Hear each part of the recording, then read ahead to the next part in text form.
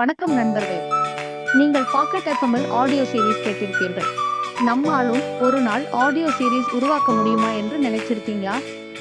உங்களுக்கு மகிழ்ச்சி தரும் விஷயம் என்னவென்றால், எங்கள் டாப் ரைட்டர்ஸ்களில் பலரும் பாக்கெட் எஃப்எம்மில் கதைகள் கேட்டு அதில் இன்ஸ்பயர் ஆகி தங்கள் பயணத்தை தொடங்கியவர்கள்தான். ஆரம்பத்தில் அவர்கள் வெறும் லிசனர்ஸ் தான். ஆனால் இன்று அவர்களது கதைகளை லட்சக்கணக்கானோர் கேட்கிறார்கள். நீங்களும் அவர்களில் ஒருவராக முடியும். பாக்கெட் எஃப்எம் நீங்கள் எழுதிய கதையை எப்படி ஒரு ஆடியோ சீரீஸ் ஆக மாற்றுகிறது என்பதை இப்போது பார்க்கலாம். பல புதிய எழுத்தாளர்கள் ஆடியோ சீரீஸ் உருவாக்க வேண்டும் என்றால் தாங்களே ரெக்கார்ட் செய்ய வேண்டும் அல்லது தங்களது குரலில் பேச வேண்டும் என்று நினைக்கிறார்கள்.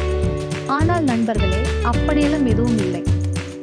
பாக்கெட் எஃப்எம் இதனை மிகவும் எளிதாக்கி இருக்கிறது. நீங்கள் செய்ய வேண்டியது ஒன்றே ஒன்றுதான். உங்கள் கதையை எழுதுங்கள். அதை ஆடியோவாக மாற்றும் வேலையை பாக்கெட் எஃப்எம் பார்த்துக் கொள்ளும்.